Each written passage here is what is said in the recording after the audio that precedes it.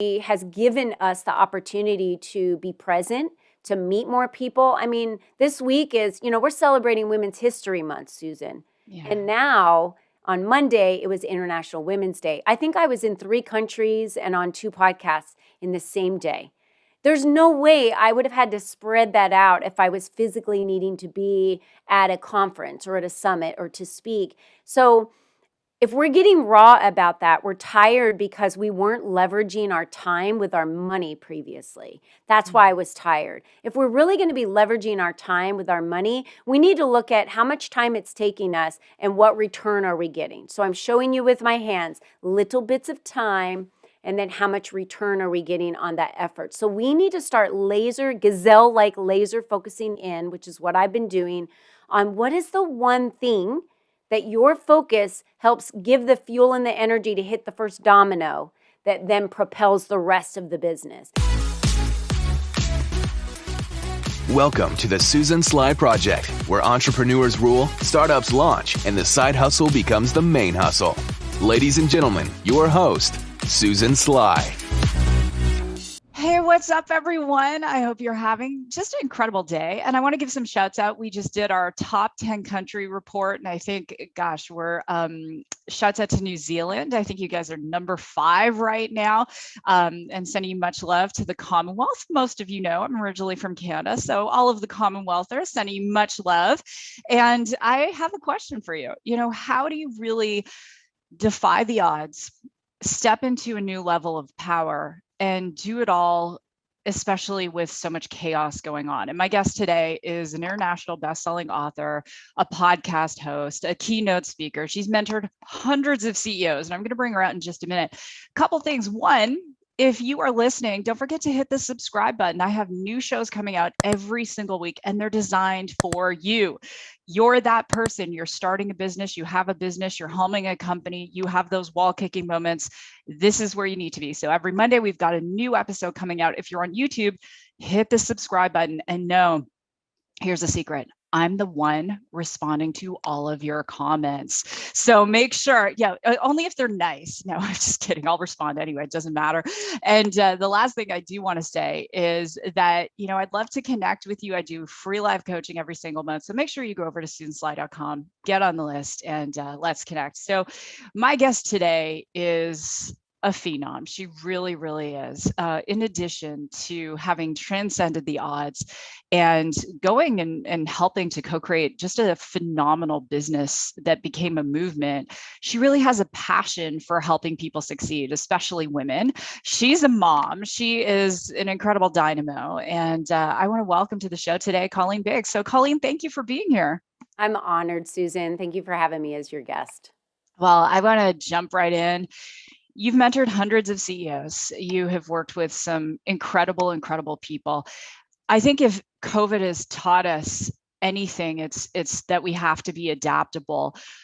What has changed for you? What advice are you giving now that you might not have been giving, say, 5 years ago?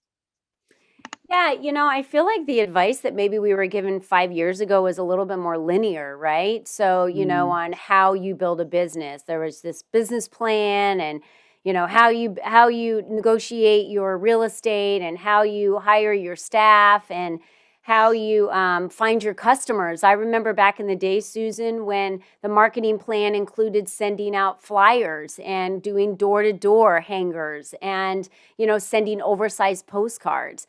And the world has changed a lot. The world has gone online. Technology has changed. We're oversaturated in social media. And so everyone's biggest question today, launching a business, being a CEO, is how do I stand out? How do I get visibility? And the number one thing I'm going to say in 2021 is you have to be resilient.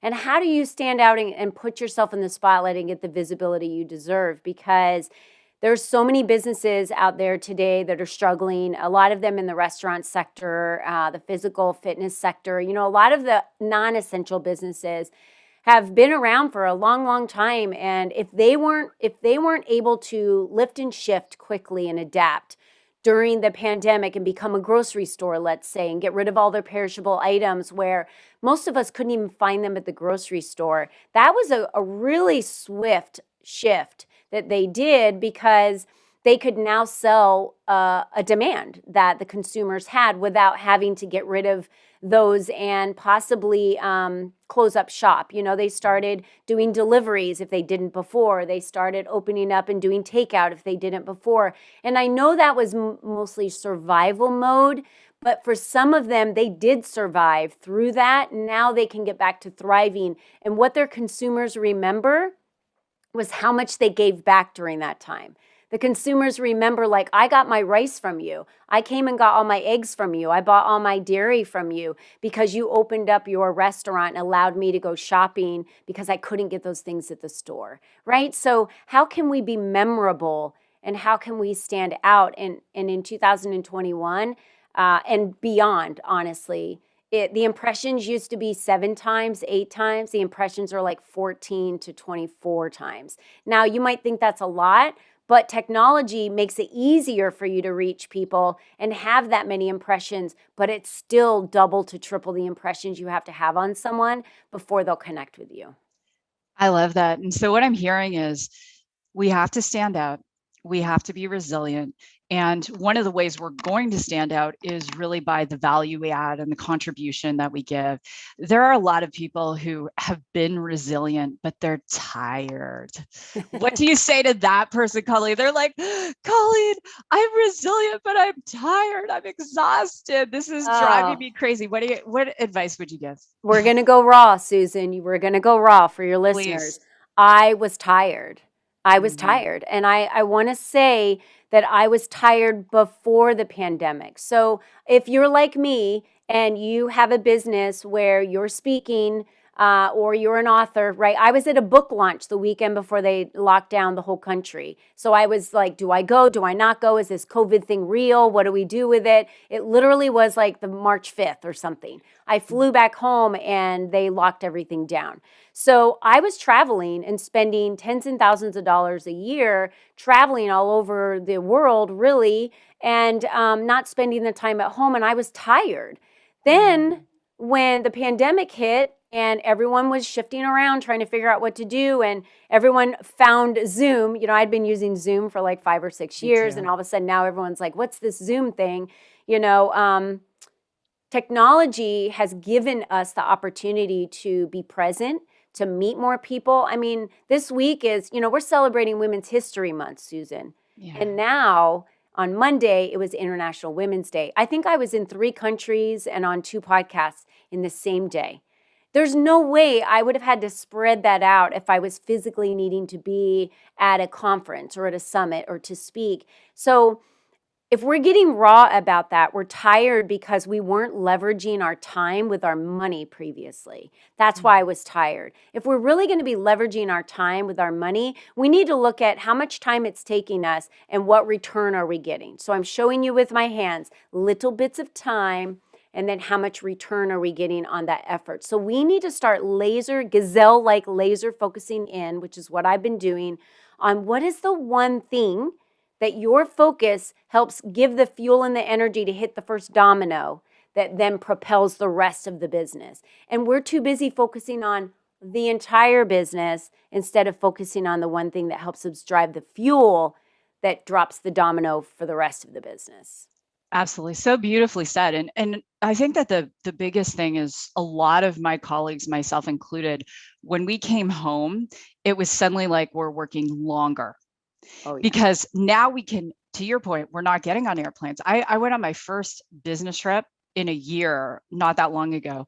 And I was like, wow, I've totally forgotten all of this, and I was on the road a lot, it got so prevalent. You and I both fly out of Sky Harbor. So it got so prevalent that I went in to the, the relay store in the morning and they all knew me by name at the airport. And it was like, oh, okay, yeah, you're flying too much when. But I found there's also this burnout now and this fatigue. It's meeting fatigue because now we can squeeze another in, or we can go have dinner with the kids and then jump on some more meetings. And what do you say in terms of helping people create those boundaries and saying no, because there is a lot of juicy stuff to say yes to. And one of my companies, we're in M&A discussions, which are huge. We're working, that company does technology in B2B enterprise. So deals are minimum $10 million, nothing below that, right? And so my day is spent negotiating those deals and looking at contracts and doing things like that. And then I have the things that I get to do, but I've even found for myself, and just being raw and real, I'm like, oh, I can squeeze something else in. And it's just like, at some point, it's about saying no to the good so you can say yes to the great. But what advice do you give, especially to women who are having a hard time setting those boundaries and they want to say yes all the time? Yeah, so I think a good rule of thumb is something that you had just touched on a little bit. We have to remember that when we say yes, we're saying no to something else. So that has to be something that is a rule in our life. When you are saying yes to something, you are saying no to something else. So what is it that you're saying no to? And I want people to realize that if I'm going to put my effort and time into attending these 2 networking events during the week, which I have found, let's say in your business, you narrow it down and you say, exposure is the number one thing that helps fuel my business. How do I get exposure? I'm going to go to 2 networking events during the week. So now you know that's what's providing the fuel for the rest of the dominoes. Okay, we know that now. So since we know that, and that's what you're going to focus on, there's something else that you have to say no to. So what was in that spot? What do you have to say no to at that point that maybe you can't handle and put on your plate? Eventually, right, if you put enough food on your plate, it overflows and you don't have any more room on the plate. So kind of picture your day as a plate. And all the things that you're putting on your plate. Is it getting too heavy? Is it hard for you to hold up? Is it overflowing? It's just kind of a visual, easier way for you to look at that. If we're eating, small bits of stuff on our plate for our health, then why are we overloading ourselves with things that we have to think we have to do? Just because you're busy doesn't mean that you're productive. So I want you to remember that. We as women wear this scarlet letter called the badge of busy, and we think we're busy. So we're building this empire, this company, but you're not leveraging your time with your return. Again, you're just being busy. You're not being productive for the things that you need to be doing. So every day you should probably have 1 or 2 things that you have to get done that day, right? And those are the most important priorities of that day. Once you've been able to get those done, then you can fill your time with other things, but you also get to choose what those things are, right? So we have to remember that the more that we blur the lines of the boundaries for our customers, the more they will step over a line that they can't see, right? Because we're blurring the line. So they don't know where the line is, and then they'll push more and more and more. Like, I have rules for me. I don't check my phone in the morning. I don't start working until a certain time. I start working, end my time, my days. I take every Friday off. I do not work on Sundays. These are lines that are very clear. If you email me on Sunday, I'm not emailing you back. And if someone gets upset by that, I'm sorry. I'll email you back on Monday. But my husband doesn't have the same views. He will email someone back on a Sunday and he doesn't understand how I can't, or I don't, or I choose not to. And I said, I just won't. That's my day to rest, so that it can wait until Monday. I do the exact same thing. I shut my phone down at 4:00 on Saturday, and no, the answer is no. There's no email, there's no social media, because if all of the studies show, you mentioned the difference between busy and productive. All of the studies show that if you don't take 1 day off, you are not productive. The ideas aren't coming, you burn out, especially for women, adrenal fatigue, exhaustion, all of those things. And there are CEOs who are listening and who may be saying, I'm in an office and they expect me to be there 5 days a week. And in one of my roles, I'm the CEO of the company, or co-CEO. And I used to work 4 days, not work for 3 days. And then when I came back into the corporate world as an owner and a co-founder of a tech company, that shifted.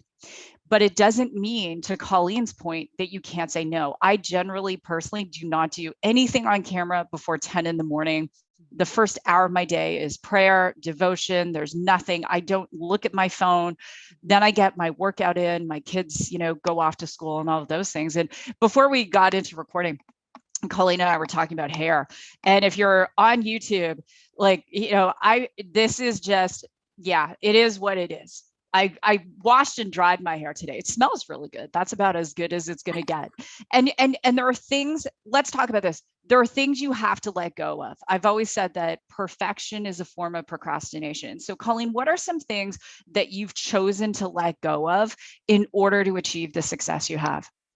I let go of the things that were no longer serving me, right? So there were things in my business that were no longer serving me or serving my community. So I've launched programs in my community, and at first it was like, oh, everyone was excited about it, but then I figured out like I was pulling people to come to the event, right? And it was like, you know what? There's not in demand.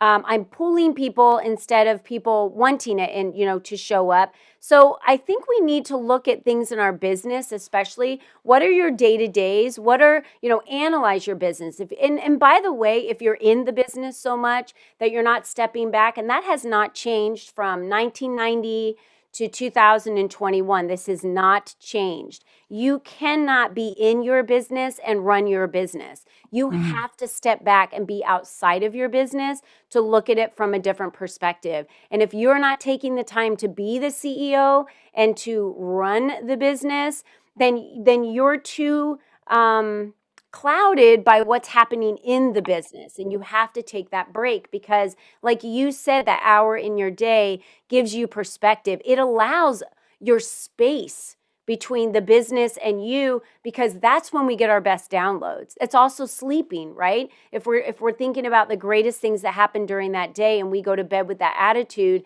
everything that processed that day that we just learned is really downloading and compartmentalizing itself in our brains at night. But if we're not sleeping well because we're saying we're only going to sleep 4 to 5 hours, which is what I used to do in corporate, and then I would get back out there and hit it again, I was constantly sick. I didn't sleep well. I was never getting enough sleep. I was just like so wound up, so tight.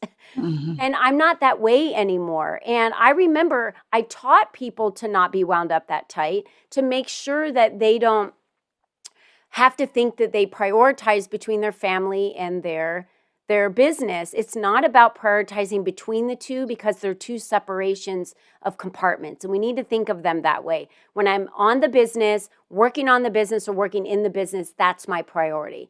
And I am laser focused during this time. Then I can be laser focused when I need to on the times. And you could do these in short stints, 15 minutes, half hour, 4 hours.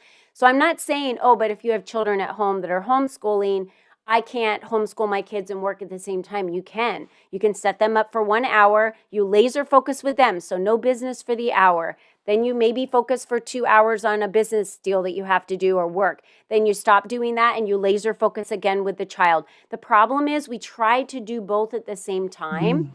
And when you're putting your energy, there's this moment your brain has to shift, right? So we have to shift to what we were doing to get into the mindset to what we need to do now. The problem with that is we lose a lot of time. So if you can focus for however much time, then switch and then focus again, but not try and help your child while you're sitting there on a computer. I got to be on a phone call, hold on, and you're going back and forth. Our brains literally were not even meant to operate that way. So you're fighting an uphill battle. So if you want to leverage your time for your return, then you need to separate those things. And when you're in the moment, I don't check my phone. It's on vibrate or silent all day long. I check it in between, but not when I'm focusing on a project or returning emails or things that I say I have to do during the day. I only look at it on off times. So boundaries.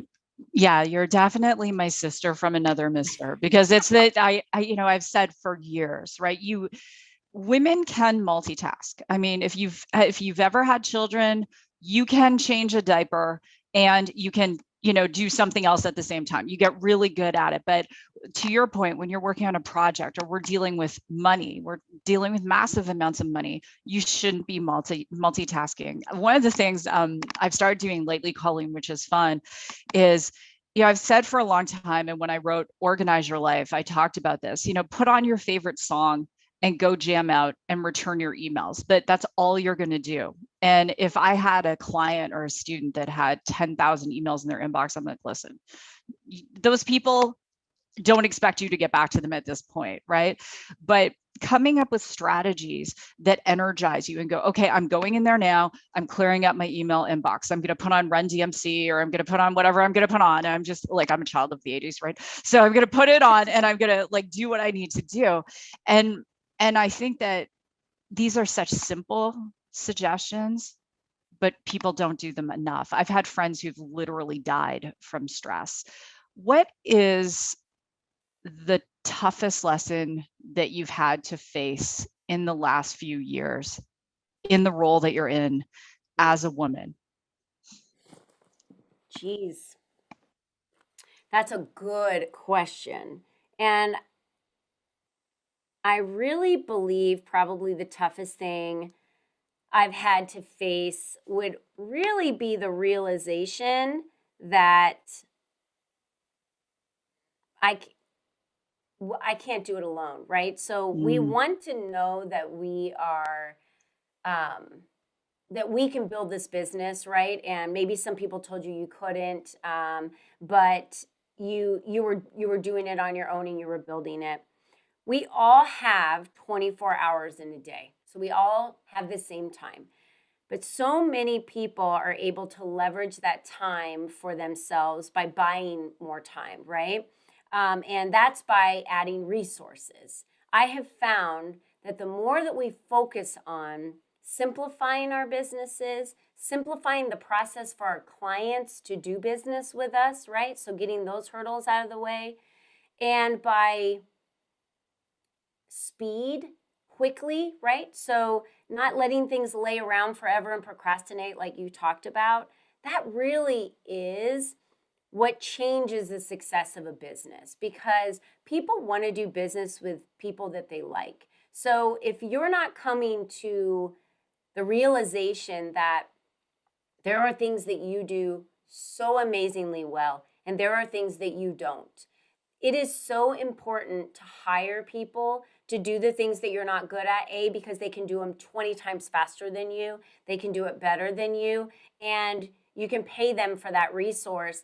And your time is so valuable that we think we have to waste all this time and wear these 90 hats. I think culture and society, Susan, if I'm going to be honest, has molded us into us being these superheroes, because we've been expected when we went into the workforce to do all of this, plus raise the kids, plus clean the house, plus all the shopping, plus everything we do, right? So for me, it was, I can do it, but the time it takes for me to do it, I would rather pay other people, because that's what buys me time, and that allows that time for me to build. I mean, I've built 6-figure businesses in 6 weeks because I had help and resources that assisted me, so I could step back and focus on that. Other words, you're just constantly feeling like you're in this, on this wheel, and you're not getting traction and going anywhere. So I want, if you feel that way, step back and say, am I leveraging my skills and my talents for the things that I do really, really well? And what else can I give to other people to do the rest? And if you think of it like this, I can't afford it, right? If you say I can't afford it, I say you can't afford not to do it, because it's not about the money or the investment that you spend. That'll come back to you tenfold. You have to realize that you're investing in your business. And the minute you step away and give yourself that space and you have a plan on what you're building, you will build it faster, you will build it better, because that's your skill set, right? If that's what you do well. And building businesses is what I do really, really well, and launching businesses. So I need someone else to take care of the other things so I can focus on that. That's so beautiful. And there's definitely a theme. I had Dave Asprey on the show last year, and that's one of the things he was talking about. And, obviously he's built some very successful businesses, Bulletproof Coffee being one of them. And one of the things, that as we grow in business, to your point, I love what you said earlier, there's a massive difference between running the business and being in the business. And there are seasons, especially with a new business, you're going to be in the business. You're going to be in the sales and marketing and accounting and all of it initially. And then allowing yourself that space and grace and trust. Would you say that one of the big reasons outside of money people don't hire is lack of trust? Yes, it is. And that was the big realization for me. I thought I had to do it all. No one can run, you can do the website like I can. They don't know the brand. They don't know what my message is. They're not getting back with the members like I would, right? All this stuff we make up in our head. That was my biggest realization was, other people can run this business because our responsibility is to create the vision for people so that they buy into the vision and want to be part of the process and the journey for the vision of where you're going. And as a CEO of the company, let's look at a corporation that has CEOs, executive directors. The CEO is not running around asking the secretary, or the admin, did you answer the phone correctly? I'm listening to you to make sure you answer the phone. They're not running over to human resources to make sure that they're interviewing people correctly. So think about it like that. Are you acting like a true CEO in your business? And are you trusting people and that's why you put them in that position to do the work? And we have to trust, because if we don't trust others, then why should anyone trust us to do business with us? Oh, beautiful. Yeah. Yeah, trust is such an important piece. When you think about it, I think especially, women and men, if you've been hurt, if you've gone through an abusive relationship or whatever has happened, there is that propensity not to trust. And it's also one of the things that I've had to learn, in my career, which has spanned a very long time now, but coming to that place, Colleen, where it's like, okay, there's a point where I have to allow people to stay in their lane or allow them to play in their sandbox or whatever corporate term people want to use.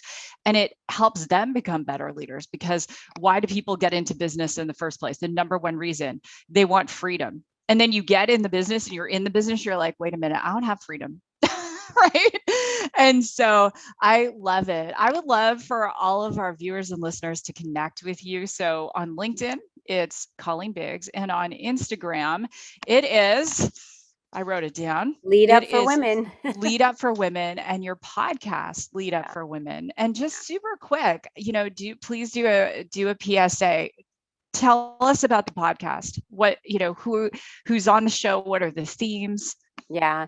The themes on the show are really all about the successes that women have had in business, but the journey and the struggles to get there. So it's very tactical, practical advice that we're giving. And it's all about women finding their journey and speaking up. It is all about, we need to use our voices, and we have all unique skills, right? Each one of us have something so unique. And so even if you're running a coffee shop and there's a person down the street running a coffee shop, you guys aren't the same coffee shop because you've designed them differently based on your journey and your story. So we talk about a lot of hurdles that we've overcome, and mostly all females. I do have some males that will join us on our podcast, but we go live every Wednesday and post new podcast episodes every week. We've been in 35 countries. We started out with Voice America a few years ago. Now we just run it as a podcast. And so it's exciting to share our views on, or have females come on and share their views on